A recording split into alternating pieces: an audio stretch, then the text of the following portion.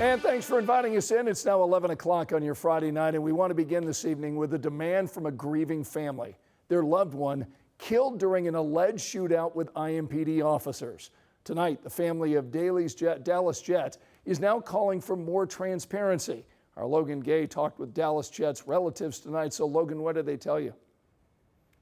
Hey, Scott, well, they say the family is asking for justice and for the truth to come through the proper process without speculation or competing narratives. A day before 21-year-old Dallas Jett is laid to rest, his family and friends gathered at a church on Indianapolis's near northeast side to honor his life and once again call on IMPD to be transparent about the investigation into his death. IMPD might feel that this is going away, but it is not going away. The family has hired an attorney. Their spokesperson says after several delays, IMPD has offered to let the family view the body camera video next week. But the family also wants that video released publicly. They're asking for the complete file, including every officer's body camera, in-car video, dispatch audio, and radio traffic. We're not going to stop fighting for this body cam footage to be released. It needs to be released. We're going to continue to apply public pressure with the community to IMPD. Jett's mother, Michelle Walker, says she knows others are hurting too. To the officers who were injured, I wish you a full and speedy recovery. But she says the last few days have been especially painful for her family. Along with grieving for our son, we have watched opinions spread faster than facts. Social media has become a place where speculation often overshadows compassion. Everyone has opinions, and we understand that. We are choosing not to engage in online debates. Our focus is not on answering every rumor.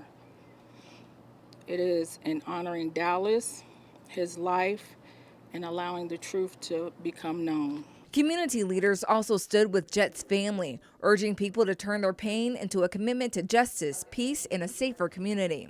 We need compassion for one another, and we need to come together rather than allow this moment to divide us.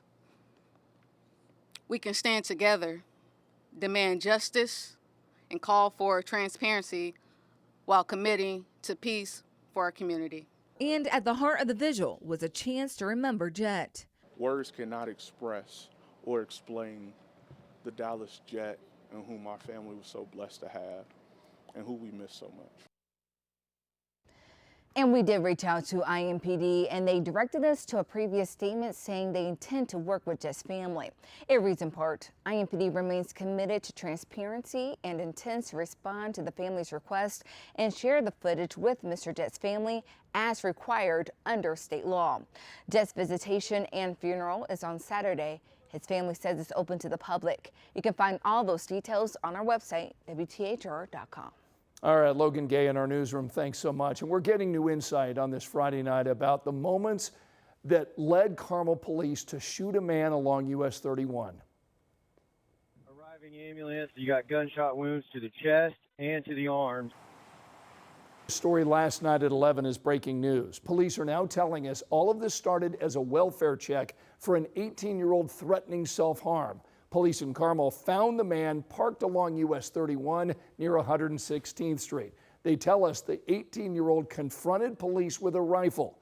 2 Carmel officers fired at the suspect. Neither officer was hurt, but we did talk to the Indy FOP president, who told us attacks on police officers are on the rise.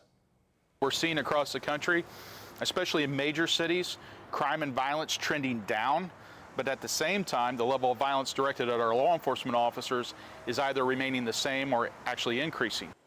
At last check, that 18-year-old was in critical but stable condition at an area hospital. Indiana State Police tonight are leading this investigation. 13 News requested the body camera and dash camera video from Carmel PD, and we'll share that footage with you when we get it. New tonight at 11, investigators now confirm a 4-year-old boy found dead last month, drowned. Corbin Merrill disappeared back on July 4th. Witnesses told 13 News the boy was discovered in a creek bed near his home on the west side of Indianapolis. The coroner ruled the death accidental.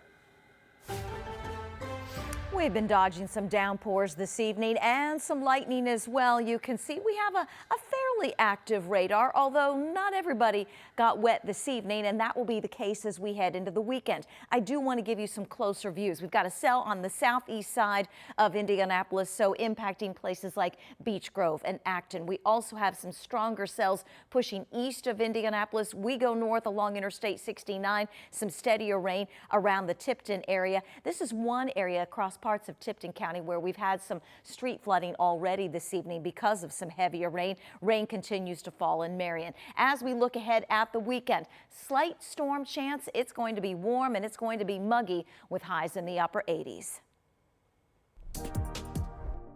Here's a look at the other stories making headlines right now.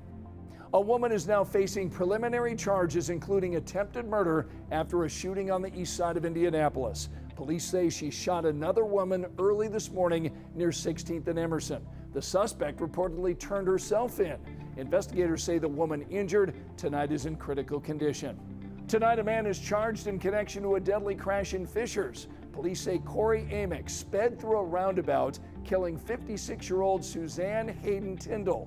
Court documents say Amick admitted to drinking a lot of alcohol that night.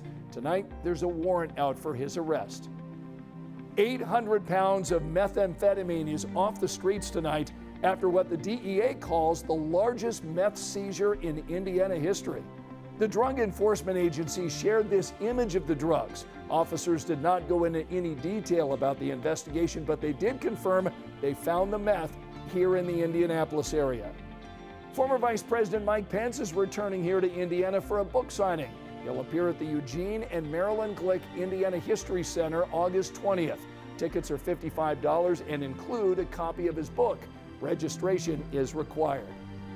There's a new residence hall at Purdue. University leaders just cut the ribbon on South Hall, telling us it's needed to meet a growing demand for on-campus housing. The $149 million project adds space for nearly 900 students. Its first residents will start moving in next week. Remember, you can find all of our latest local stories streaming anytime. Just scan this QR code on your screen.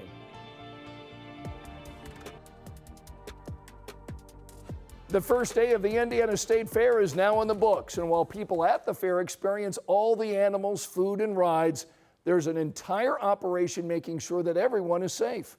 Indiana Governor Mike Braun got a look inside the fair's command center today. In fact, he met with the state police troopers who lead this security effort. But police aren't working alone. There are medical teams there providing first aid or other assistance for anyone who needs help. Looking at the war room back there, they got plenty of technology, and at least so far today it's been just a few minor incidents, and the health unit is right here as well. But I think this facility was built in '23, and it wasn't ideal what they had before. Now it's deluxe. Governor Braun added that he also got to see the new tech, which includes drones and cameras, saying it makes it easy to keep everyone safe at the fair. And now that the serious state fair news is out of the way, let's get to the fun stuff. If you wander around the fairgrounds, you can't avoid the sizzles of the grill, the sounds of the animals, or the spinning of the rides. Photojournalist Phil Gowell tonight takes us and shows us a montage of the Midway. It has been really, really good for the first day of the fair. I think everything's a thing to see. We're excited about the rides. We're super excited about all the food. We want to get corn dogs. We want to get funnel cakes. We want to get cotton candy, popcorn, rib tips, all the things. My favorite things at the state fair, number one, loved the circus. It was a blast. Y'all think the circus is back? Well, they just did the speed one, so probably that one. Yeah, we went to a petting farm, had a little petting zoo, saw some cows. Opening day, we have the best bands in the state of Indiana come together. This is our true north. It gives young people the opportunity to come and showcase their musicianship and become the best band in the state.